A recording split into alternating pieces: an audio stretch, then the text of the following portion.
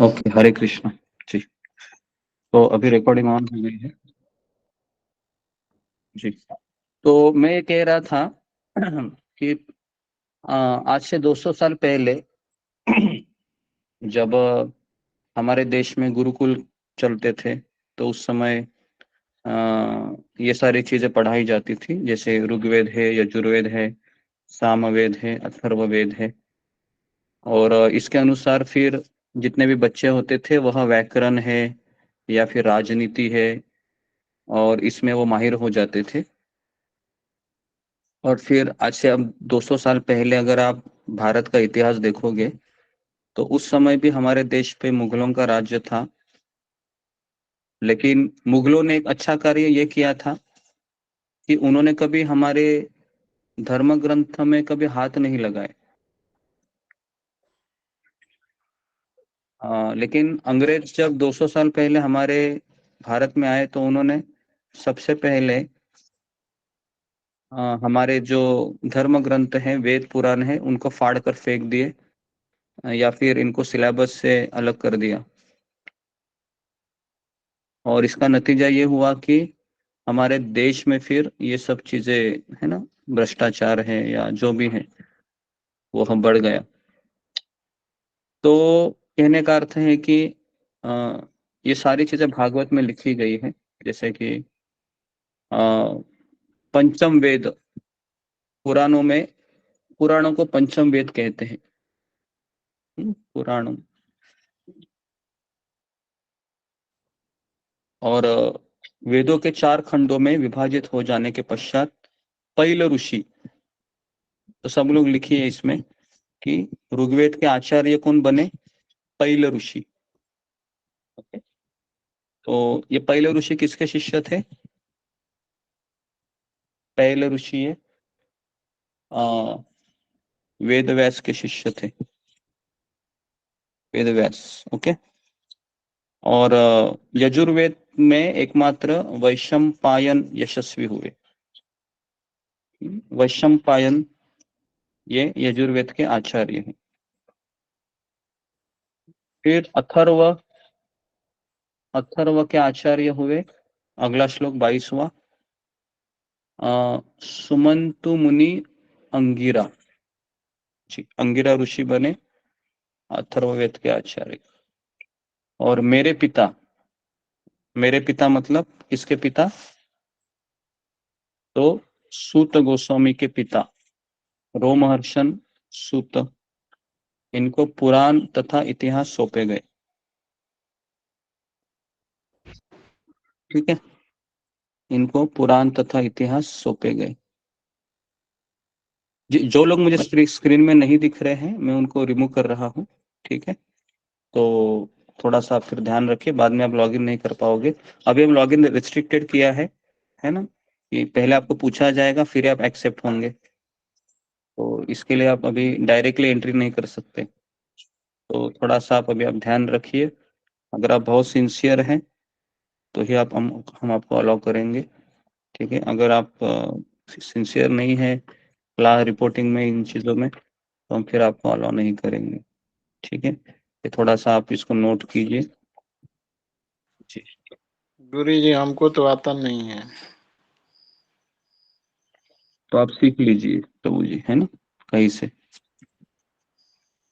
श्लोक क्रमांक 23। ओके, तो अभी हम 23वें श्लोक में ये बताने जा रहे हैं कि देखिए, अभी एक एक वेद था, उसके 4 भाग हो गए। तो साम वेद है, ये किसको दिया था? तो साम वेद दिया था, किसने लिखा है? सामवेद, ऋग्वेद, यजुर्वेद। सामवेद किसको दिया था? तो यहाँ पर लिखा हुआ है कि जैमिनी ऋषि जी, जैमिनी ऋषि। ओके,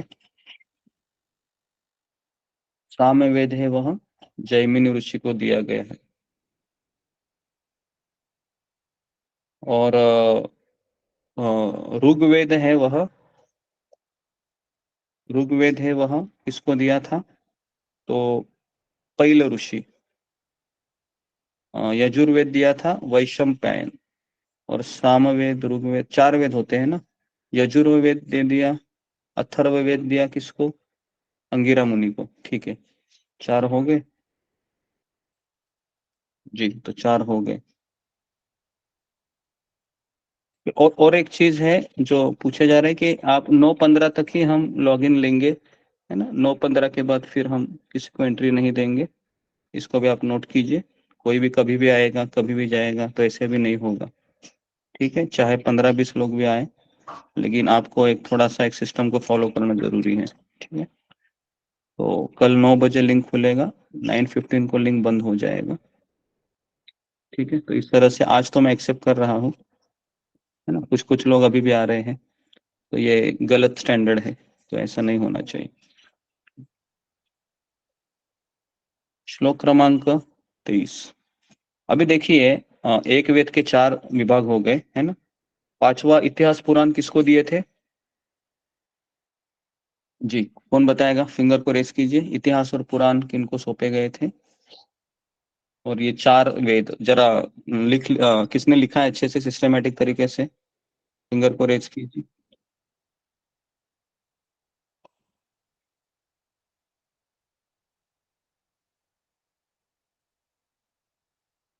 जी, के मोतीलाल चौरसिया प्रभु जी।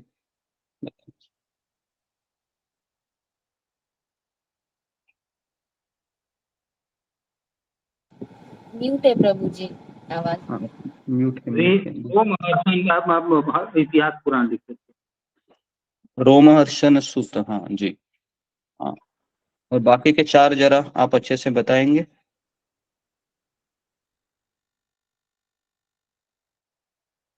जी, कौन बताएगा? हम आपको नहीं लिख लिखता? पाए। ओके, रंजना माता जी बताइए। प्रभु जी, आप चरण गलतना सभी को चरण वंदना। प्रभु जी, जैसे ऋग्वेद के आचार्य थे, पेल ऋषि बने, और जो वेद व्यास के शिष्य थे, और यजुर्वेद के आचार्य वेशप्यायन ऋषि और जैमिनी ऋषि सामवेद के ऋषि के तथा सुमंतु मुनि अंगिरा को अर्थवेद सौंपा गया। तो एक वेद के 4 भाग किए गए। जैसे ये चारों अलग अलग, मतलब जो यजुर्वेद, सामवेद, अथर्ववेद और ऋग्वेद है, वो चारों ऋषियों को सौंपे गए अलग अलग। ओके जी, ठीक है। तो अभी यहाँ पर लिखा गया है कि अभी इन सभी विद्वानों ने, देखिए अभी एक वेद से 4-5 लोग, 5 लोग है वह, है ना, 5 शिष्यों को सौंपा गया। फिर एक जो शिष्य थे ना, जैसे अभी मान लो कि ऋग्वेद के पहले ऋषि है, तो पहले ऋषि ने फिर ऋग्वेद के भी काफी विभाजन किए, ऐसे विभाजन किए, है ना। और उस विभाजन को फिर उनको अलग अलग शिष्यों को सौंप दिए।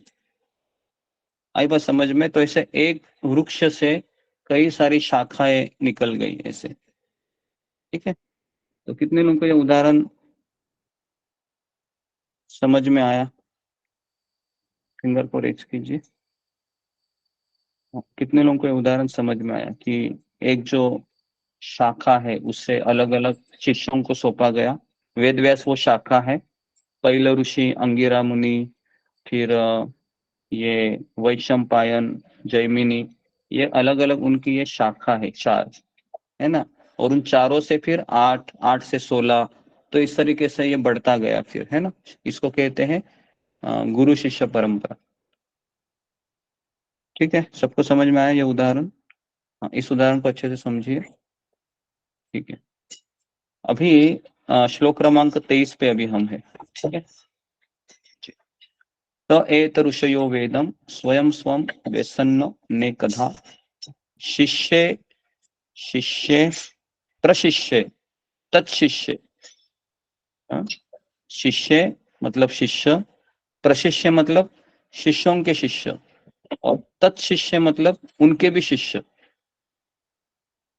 है ना। जैसे एक पिता होता है ना, पिता के बच्चे होते हैं 4 बच्चे, 4 बच्चों के और फिर एक्स्ट्रा, है ना, शादी करने के पश्चात प्रजाति बढ़ती रहती है। तो उसी प्रकार से एक शिष्य के 4 शिष्य हुए, 4 शिष्यों ने फिर प्रशिष्य प्रशिष्य के बाद तत्शिष्य।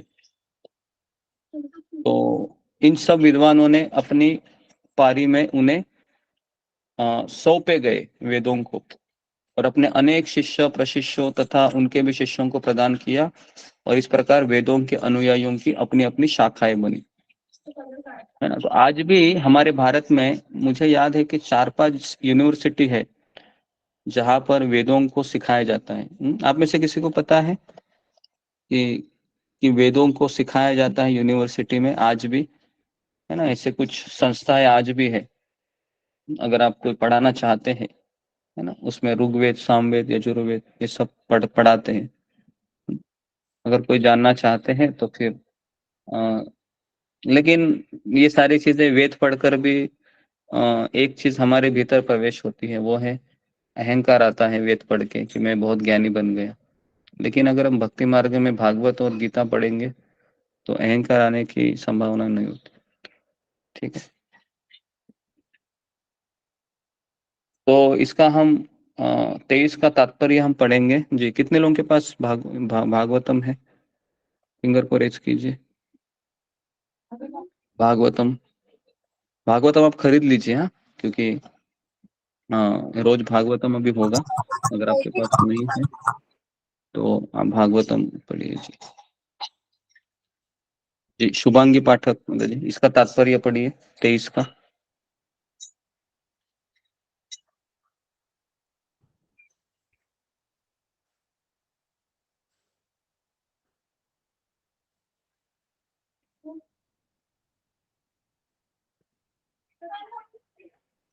आपका माइक देखिए चालू है बंद है। एक मिनट गुरुजी।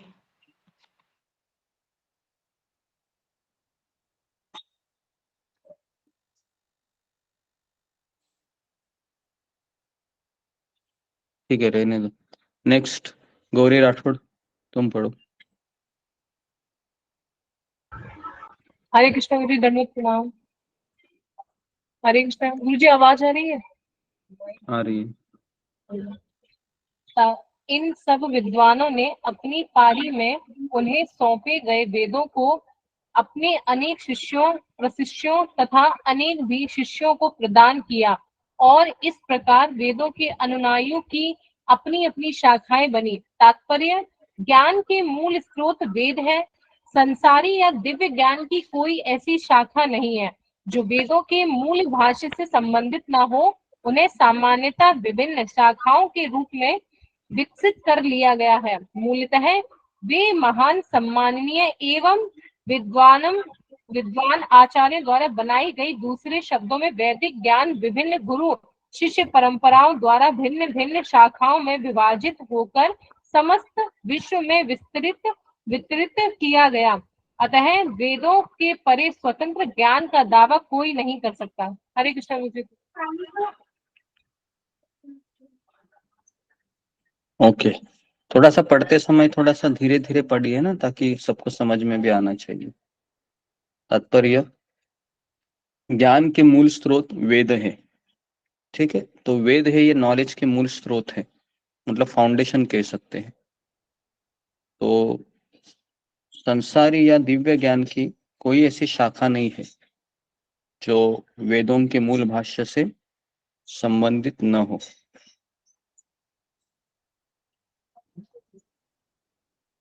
उन्हें सामान्यतया विभिन्न शाखाओं के रूप में विकसित कर लिया गया है। मूलतः वे महान सम्माननीय एवं विद्वान आचार्य द्वारा बनाई गई है। आचार्य किसे कहते हैं? आचार्य जैसे शील प्रभुपाद हमारे आचार्य हैं, फाउंडर आचार्य ऑफ इस्कॉन। तो सब लोग लिखे आचार्य मतलब जो हमारे आचरण से भक्ति करना सिखाते हैं। आचार्य शब्द है ये आचरण से आया है। आचार्य है वह अपने आचरण से सिखाता है कि भक्ति कैसे करनी चाहिए।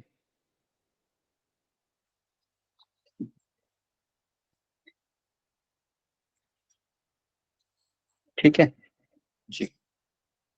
तो ओके, तो एक अनाउंसमेंट भी मैं वापस में करता हूँ। कल हमारा 9:15 में लिंक बंद हो जाएगा। तो अगर आप 9:15 के बाद अगर आप एंट्री करना चाहोगे तो आप एंट्री नहीं कर सकते। तो सब लोग इसको नोट कीजिए, ठीक है। तो अभी आप कभी भी नहीं जा सकते।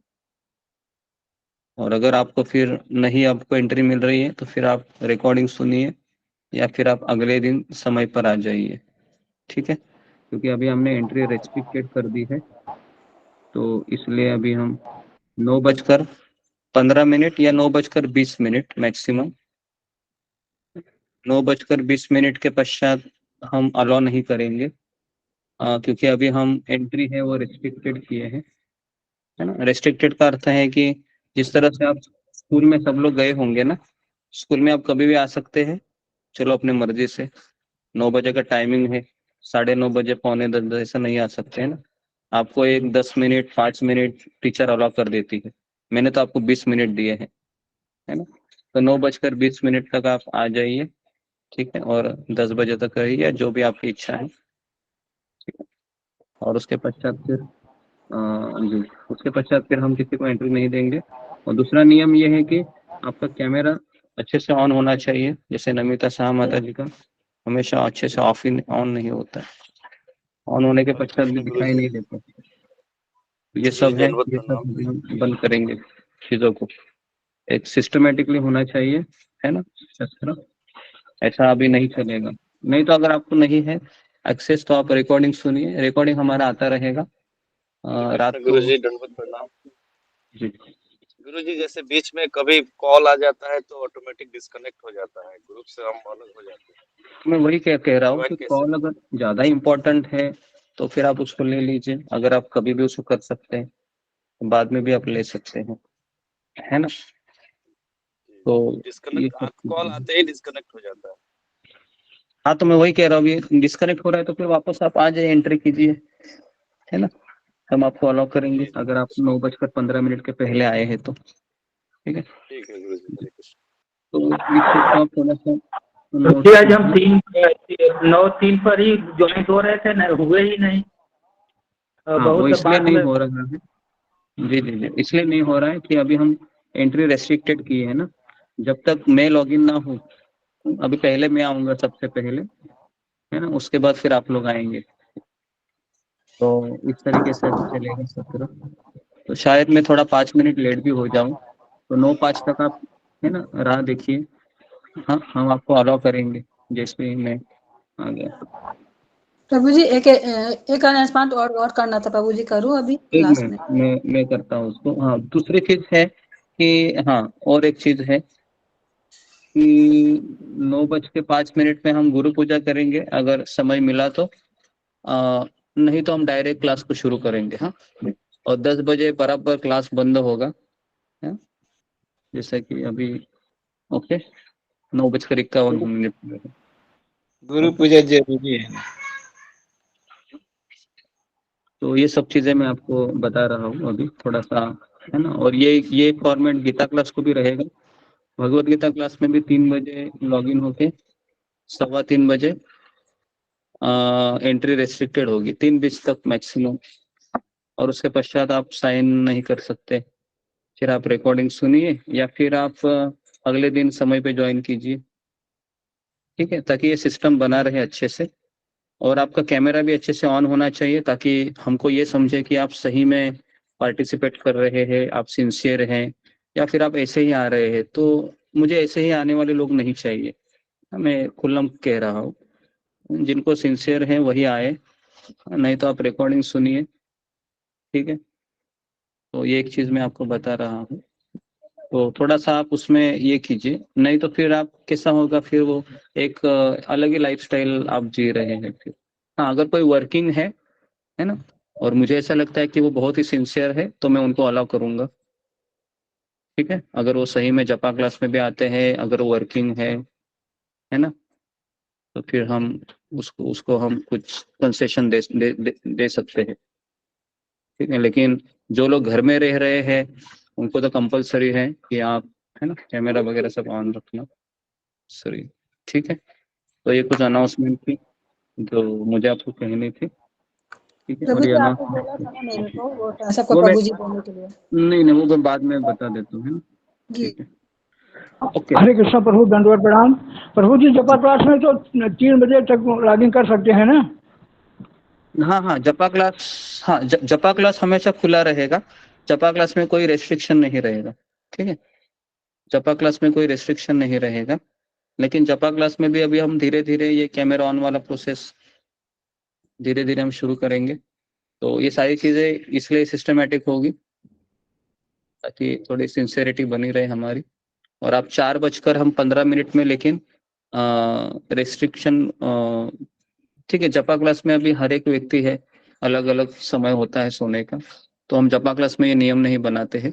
आप कभी भी आ जाइए अपने समय के अनुसार और अपने माला कीजिए, लेकिन गीता क्लास और भागवत क्लास में ये रहेगा, ठीक है जी। तो अभी हम आगे बढ़ते हैं। तो जी, तो ज्ञान के मूल स्रोत वेद है। संसारी या दिव्य ज्ञान की कोई ऐसी शाखा नहीं है जो वेदों के मूल भाष्य से संबंधित न हो, ठीक है। तो जितने भी अगर वेद पढ़ाए जाते हैं, आज भी यूट्यूब चैनल में आप देखोगे ना, तो कई लोग वेद पढ़ाते हैं, है ना। मैंने ऐसे 2-4 सब्सक्राइब किए हैं, थोड़ा सा मतलब प्रचार करने के लिए कि सामवेद में क्या सिखाया जाता है, ऋग्वेद में। ये आप लोगों को कोई आवश्यकता नहीं है, हाँ, लेकिन प्रचार करते हैं तो ये सब चीजें थोड़ी बहुत पता होनी चाहिए। तो मैं सामवेद, यजुर्वेद, ऋग्वेद, थोड़ा सा अथर्ववेद, इसका मैं पढ़ाई कर रहा हूँ, ताकि पता तो चले कि वेदों में क्या क्या चीजें बताई गई है ना।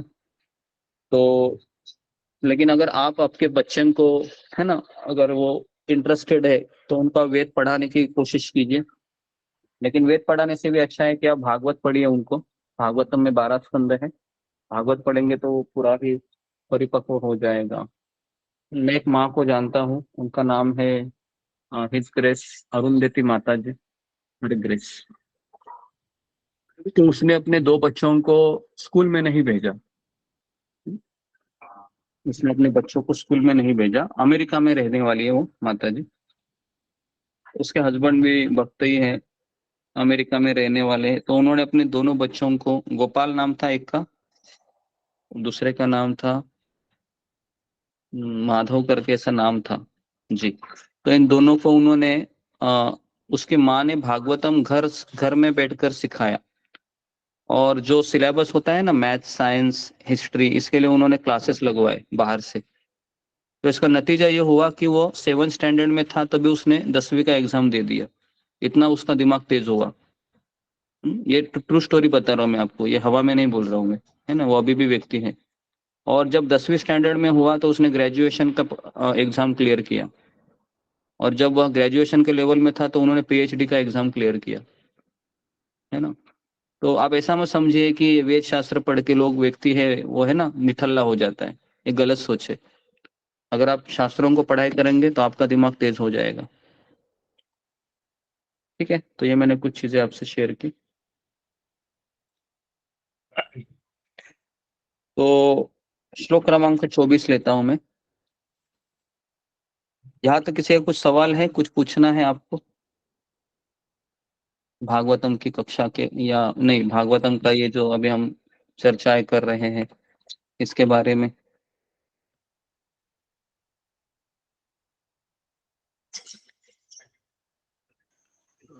श्लोक जी क्रमांक 23 में लीजिए। जी, अनुराधा गोयल माता जी, कुछ पूछना है आपको?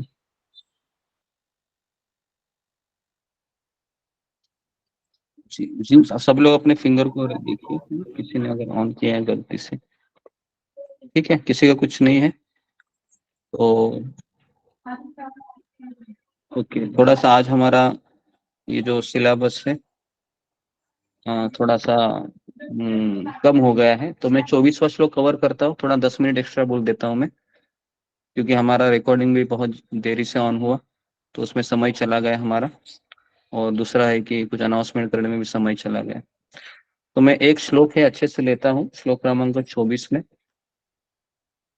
ठीक है।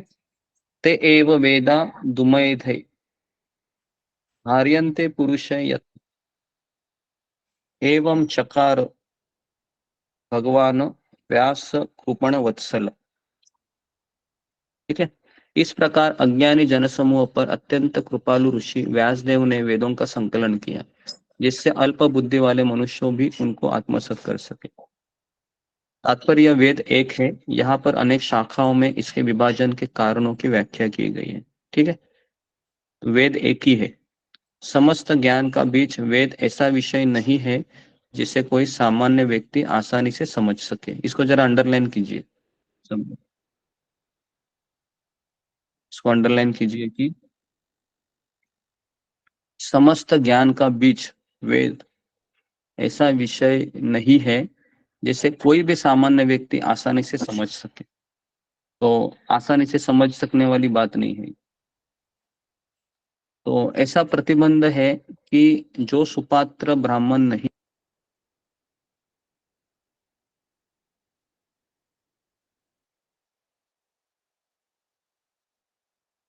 जो सुपात्र ब्राह्मण नहीं है उसे वेद सीखने का प्रयास नहीं करना चाहिए। क्यों? फिंगर को रेज कीजिए। कितना लिखा है कि अगर कोई ब्राह्मण नहीं है तो उसको वेद सीखने का प्रयास नहीं करना चाहिए। क्यों नहीं करना चाहिए? या फिर अगर मैं ये उदाहरण दूं आपको, कोई डॉक्टर नहीं है तो उसने ऑपरेशन करने का प्रयास नहीं करना चाहिए। समझ में आ रहा है आपको या नहीं आया?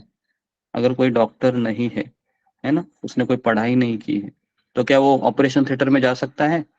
कैंची लेके, छुरी लेके, इंजेक्शन लेके जाएगा तो क्या होगा? वो व्यक्ति बचेगा, मर जाएगा? बताइए, वो व्यक्ति बचेगा, मर जाएगा अगर उसने पढ़ाई नहीं की है? मर मर जाएगा। जाएगा। मर जाएगा। मर जाएगा वो। ठीक है। तो जो लोग अभी लेट ज्वाइन हुए हैं, कुछ लोग है ना, रीति दबास वगैरह, तो कल से आपको 9 बजे आना है। प्रभु जी, हरे कृष्ण। गुरु जी, लिंक नहीं मिल रही थी, वो बार बार लिंक में कंफ्यूजन हो रहा था। हाँ, तो इसलिए अभी जो लोग है ना, सब लोगों को वापस मैं कह रहा हूँ कि अभी हम 9 बजे से 9:15 बजे ये लिंक खुला रहेगा, और दोपहर के क्लास में 3 से 3:30 बजे खुला रहेगा लिंक, है ना। उसके बाद आप अलाउ करेंगे तो हम आपको नहीं लेंगे।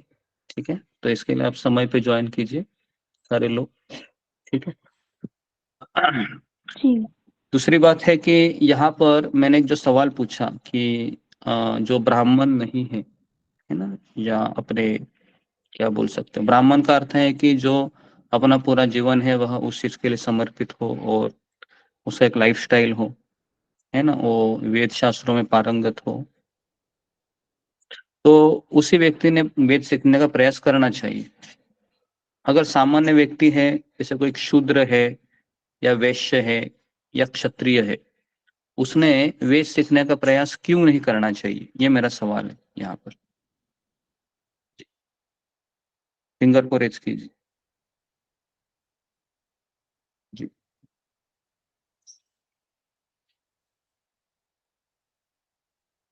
हाँ, बताइए। रमेश कुमार पांडे।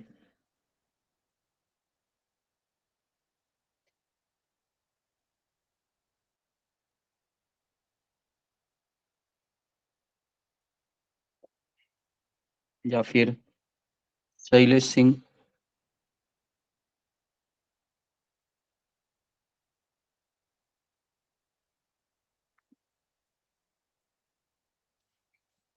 या फिर जी संतोष पांडे।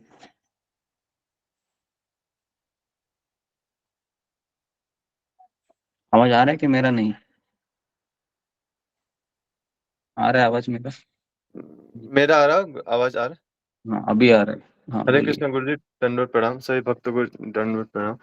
ये अगर कोई मतलब वो कोई भी अगर वेदों का अध्ययन कोई भी करने लग जाएगा या फिर कोई भी मतलब बताने लग जाएगा, तो अपने मनमाने ढंग से कुछ भी बता सकता है, उसका अर्थ का अनर्थ कर सकता है, जिससे कि मतलब समाज सही दिशा से मतलब गलत दिशा में भी जा सकता है।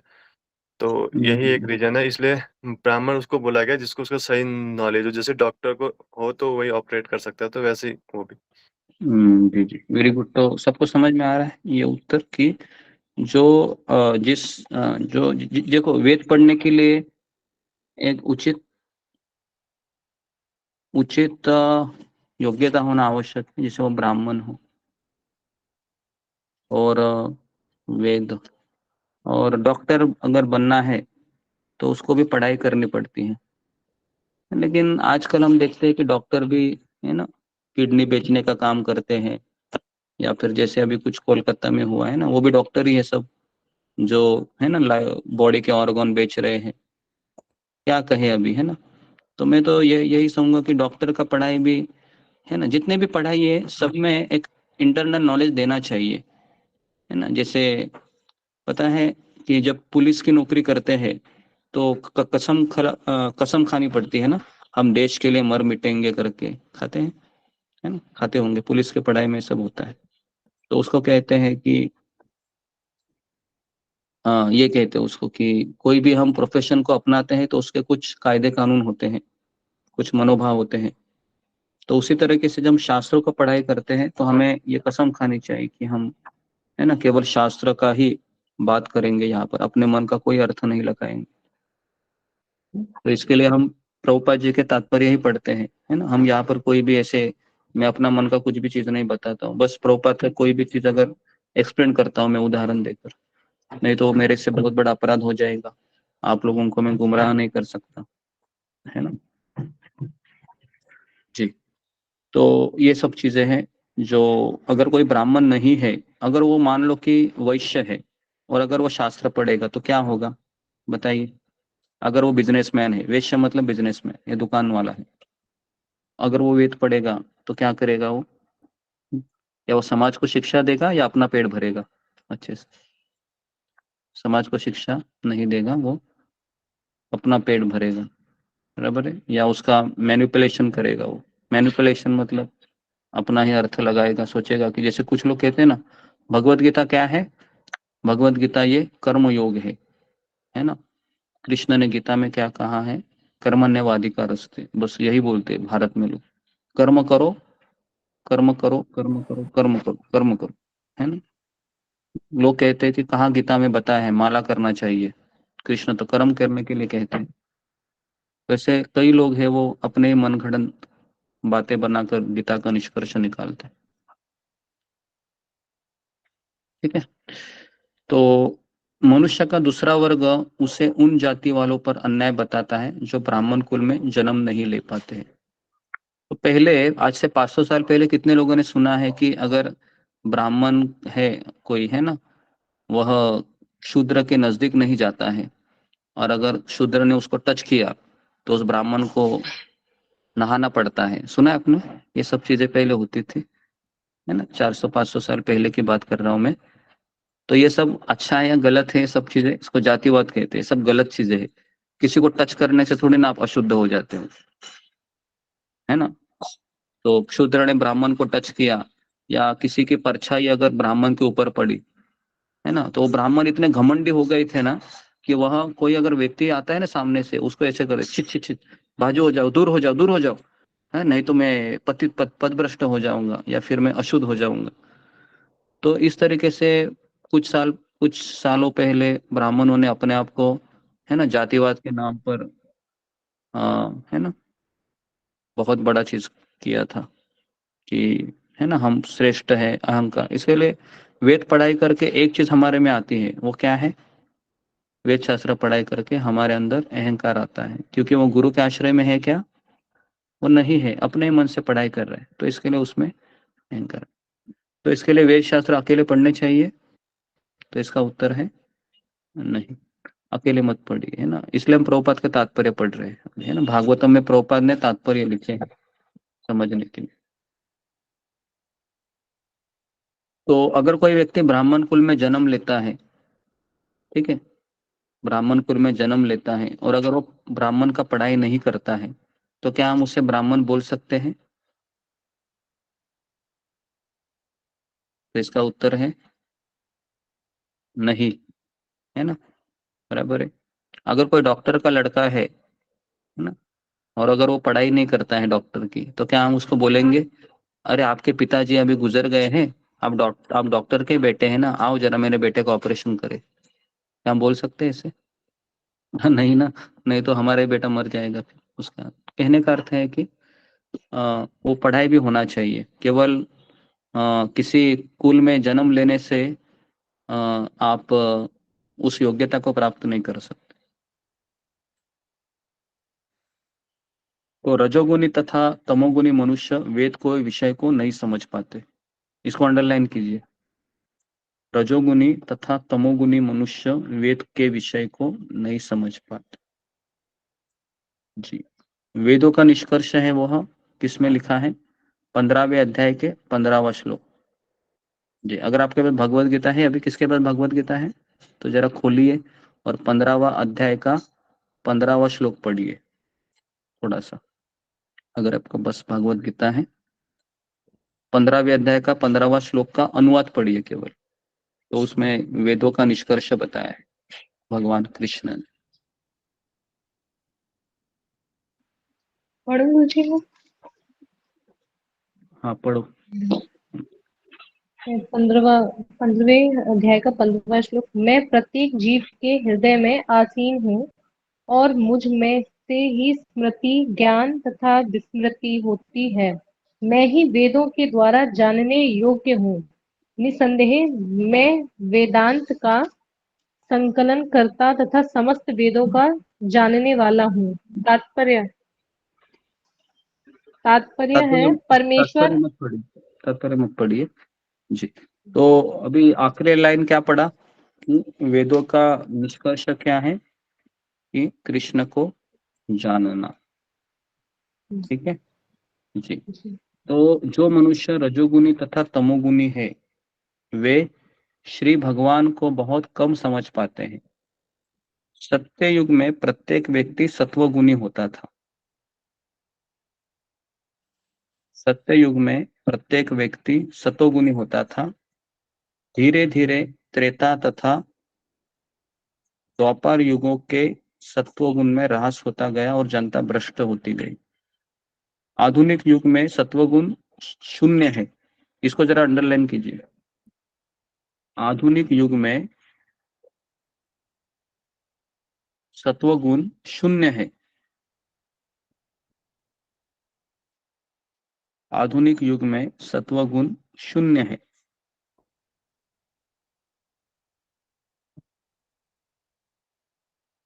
अतएव जनता के हित के लिए परम दयालु प्रभावशाली ऋषि व्यासदेव ने वेदों के अनेक प्रकार से विभक्त कर दिए, जिससे रजोगुण तथा तमोगुण वाले अल्पज्ञ द्वारा भी समझे जा सके। ठीक है, तो अभी कलयुग में तो सब रजोगुणी है, तमोगुणी है। हम तो सत्वगुण लाने के लिए हम बहुत प्रयास करते हैं, लेकिन नहीं हो पाता है ना, क्योंकि सत्वगुणी व्यक्ति हमेशा पढ़ाई में वो लगे रहता है, उसको एक्शन करने की आवश्यकता नहीं है। हाँ, जैसे भागवत है, वो भागवत लेके बैठेगा, कितना घंटा पढ़ेगा वो? 1 घंटा, 2 घंटा, 10 घंटा, 15 घंटा, 12 घंटा, बस भागवत लेके बैठा है वो, है ना। उसको प्यास नहीं लग रही है, भूख लग रही है, खा रहा है थोड़ा बहुत, वापस भागवत पढ़ रहा है। आई बात समझ में? उसको कहते हैं सत्वगुणी व्यक्ति, जो 15-15 घंटा, 12-12 घंटा भागवत पढ़ता है। बराबर है ना? क्या हम पढ़ पाएंगे 1 घंटा भी भागवत ऐसे लेके बैठेंगे तो? हमको तो नींद आ जाएगी, या हम सो जाएंगे, या हम बोलेंगे कि अरे बस हो गया अभी, है ना जी। तो एक कुंडल कृष्ण प्रभु है, वो 15-15 घंटा भागवत पढ़ते हैं। देखना है आपको उस व्यक्ति को? राधा गोविंद महाराज के शिष्य है। जी जी प्रभु जी, हाँ। 15-15 घंटा भागवत पढ़ते हैं वो। तो मैं उनको वो उनका यूट्यूब में चैनल भी है ना, आप उनको उनसे पढ़ सकते हैं, है ना। तो मैं उनका फोटो है भेज दूंगा, एक वीडियो भेज दूंगा मैं क्लास खत्म होने के बाद। कुंडल कृष्ण प्रभु नाम है उनका। आप नाम लिख लीजिए, नाम लिख लीजिए उनका, कुंडल कृष्ण प्रभु। कुंडल, जो बाली को कुंडल कहते हैं ना, कुंडल कृष्ण प्रभु। आप सर्च कीजिए यूट्यूब में बस, है ना। मैं बस आपको पता चलेगा। वो भागवत 15-15 घंटा पढ़ते हैं। बराबर। उनका ज्वेलरी का बिजनेस था, लेकिन उन्होंने ज्वेलरी का बिजनेस छोड़ दिया, क्योंकि उनको भागवत पढ़ने में, पढ़ाने में मजा आता। ठीक है।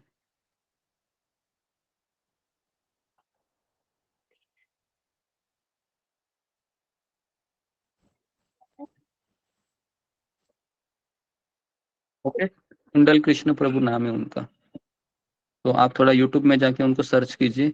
और गुड़ाकेश प्रभु है जो रोज 128 माला करते हैं, इनको भी आप सर्च कीजिए। गुड़ाकेश प्रभु ये परम पूज्य गोपाल कृष्ण महाराज के शिष्य हैं, है ना। ये दोनों व्यक्ति है ना अद्भुत है, अद्भुत है, मैं तो कहूंगा। इनके चरणों की धूली अगर हम, है ना, मैं मेरे माथे पे लूं तो शायद मेरे में भी उतना अभ्यास पढ़ाई करने की इच्छा जागृत हो। कुंडल कृष्ण प्रभु, दूसरा है क्या उनका नाम मैंने बताया, गुड़ाकेश प्रभु, है ना। ये वो रोज 128 माला करते हैं, रोज 2 बजे उठते हैं वो, 1:30 बजे 2 बजे उठ के, है ना, पूरा अपना माला करते रहते हैं, हरे कृष्ण हरे कृष्ण हरे, मानना पड़ेगा जी। ठीक है, तो यहाँ पर मैं रुकता हूँ। तो जी, तो मैंने जो जो चीजें आपको बताई है इसको ध्यानपूर्वक सुनिए। तो अभी जितने भी हमारे भागवत और गीता के क्लास होंगे, तो ठीक है, तो उनमें हम जैसे हमारी रोज भागवत की कक्षाएं चलेगी अभी, ठीक है, कोई बीच में कोई दूसरी किताब नहीं चलेगी। और गीता गीता में वेरिएशन हो सकता है, कभी फेस्टिवल रहा तो भागवत के क्लास में वेरिएशन हो सकता है, जैसे कोई आचार्य का आविर्भाव है, तिरोभाव है। लेकिन गीता क्लास में भी 3 से 3:30 बजे आपको एंट्री मिलेगी। आपका कैमरा ऑन होना चाहिए, है ना, तो आप उस टाइम को रिजर्व रखिए। अगर आप नहीं आ सकते उस टाइम में कोई बात नहीं है ना, आप रिकॉर्डिंग सुनिए, रिकॉर्डिंग रात को आ जाएगा, या फिर जब आपको समय मिलेगा तो आप पूरी कक्षा में अच्छे से ध्यान लगाकर सुनने का प्रयास कीजिए। ऐसा कंपलसरी नहीं है आपको आना ही है करके, अगर आपके पास समय नहीं है उस समय, या 3:15 बजे के पहले या 9:15 बजे के पहले लॉगिन नहीं कर सकते, और आप कैमरा भी ऑन नहीं कर सकते हैं, तो बेटर है आप रिकॉर्डिंग सुनिए, कोई प्रॉब्लम नहीं है, रिकॉर्डिंग आती रहेगी। लेकिन आप अभी जितनी भी कक्षाएं चलेगी ये बहुत सीरियस चलेगी, है ना। जो भी अगर आप सही में आप पार्टिसिपेट कर सकते हैं तो ही आप आ जाइए, ठीक है। ये कुछ अनाउंसमेंट करनी थी जो, है ना, तो आशा करता हूँ कि आप परिस्थितियों को अच्छे से समझेंगे, है ना, कि अभी क्योंकि हमने 2 साल 2.5 साल देखा कि जो कैजुअली आते हैं, है ना, फिर वो समस्या क्रिएट करते हैं। तो हम चाहते हैं कि थोड़ा सिंसियर रहे, भले ही 15 20 25 30 जितने भी लोग आ गए। तो इसके लिए अभी हमने रेस्ट्रिक्ट कर दिए हैं, है ना। काफी लोग लॉग इन करते हैं लेकिन हम अलाउ नहीं करते, जो लोग है वह बस ऐसे ही कैजुअली आना चाहते। तो इस चीज को आप थोड़ा सा नोट कीजिए। और हम महीने में एक बार हमारा एग्जाम होगा, जो जो हमने पढ़ाया है एग्जाम भी हम लेंगे, ठीक है। तो यहाँ पर मैं रुकता हूँ। आप सबका बहुत बहुत धन्यवाद। श्रील प्रभुपाद की जय, ग्रंथराज श्रीमद् भागवतम की जय। हरे कृष्ण हरे कृष्ण प्रभु दंडवत प्रणाम। कृष्ण कृष्ण हरे राम